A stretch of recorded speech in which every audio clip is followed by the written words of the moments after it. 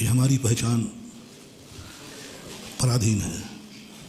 हम जो कुछ भी अभी तक सुख और दुख, अच्छा और बुरा अनुभव करते आए, वो सब पराधीन है।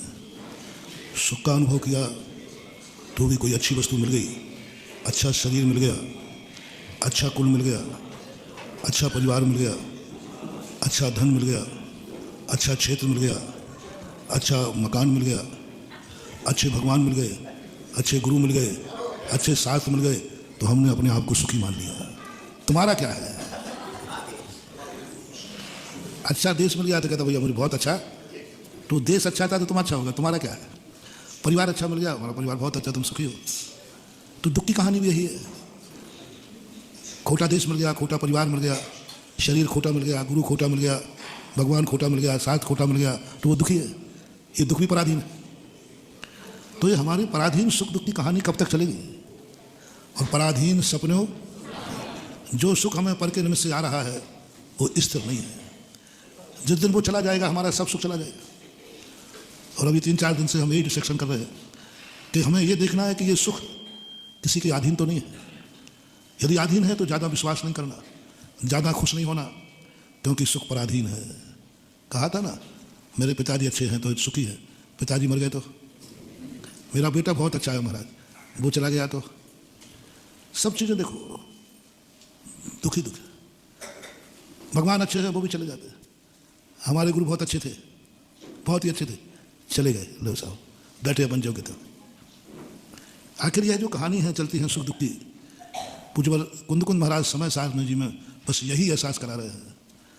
तू जो खुश हो रहा है कहीं देख ले, ये दूसरे की बैसाखी पे तो नहीं खड़ा है। जो जो सुख आ रहा है ये कहीं दूसरे के अधीन होकर तो नहीं आ रहा है। अधीन है तो सावधान हो जाओ, सावधान हो जाओ। ये सुख कभी भी किसी भी समय खत्म हो सकता। यदि हम दुखी हैं तो घबराओ मत। ये देख लो ये दुख तुम्हारी स्वयं की उपज है या किसी दूसरे के निमित्त से आ रहा है। दूसरे कारण से दुखी हो तो घबराओ मत। ये दुख एक दिन चला जाएगा, जिस दिन सामने वाला चला जाएगा उस दिन दुख भी, जैसे सुख चला गया ऐसे दुख चला जाएगा। और ये सुख दुख की कहानी अपन अनादिकाल से करते आए। जैन दर्शन यही कहता है, कोई सुख खोजो जो तुम्हारा खुद का हो, जिसे किसी की भी जरूरत नहीं पड़े, वो निपट शुद्ध अपनी आत्मा में से प्रकट हुआ हो, वो भली 1 सेकंड को हो, जिसमें पर का कोई भी कहीं से भी हाथ नहीं होना चाहिए। मेरी आत्मा में से प्रकट हुआ है।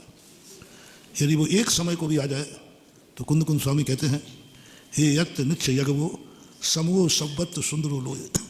तेरा वो 1 समय का सुख अनंत अनंत सुखों का बीजारोपण बन जाएगा। और उन्होंने अमृतचंद सूरी महाराज ने तो ये कह दिया, पंडित जी बनारसी दास ने भी इसी की टीका में लिखा कि जो जिंदगी में एक बार मेरा कहना मान रहे हैं।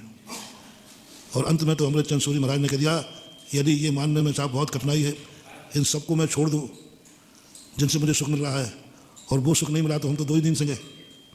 कम से कम अभी क्षणिक सुख है तो सही, थोड़ी देर का सुख है तो सही, जितनी देर तक पदार्थ है तब तक सुख है तो सही, लेकिन उस सुख का तो त्याग बहुत कठिन है, बहुत कठिन है। समस्त पर्यायों से रहित होकर सुख पाना। हम श्वास ले रहे हैं किसके भरोसे? हवाओं के भरोसे। हवा बिगड़ गई तो हम प्यासे